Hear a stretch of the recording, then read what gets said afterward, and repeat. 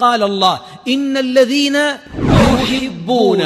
لاحظ يا أخوان كيف جند الشيطان بعض الناس، لا ينقل الشر كارها له، بل انظر وصف القرآن: يحبون، يعشق أن تروج الفاحشة في المجتمعات، يعشق أن يخوض الناس في مراحيض الأخلاق، يعشق أن يغرق شباب الأمة في زبائل الغرب ومراحيض الشرق بنشر المقاطع ونشرها في الفيسبوك، تويتر، في الانستغرام كما يسمونها الجديد، مقاطع 15 ثانية، لكن هي كافية أن تدمر مجتمعا كاملا، وهي 15 ثانية أو 36 ثانية في الكيك، ويدعو إلى النار ويدعو لسرطانات تهتك بالأمة.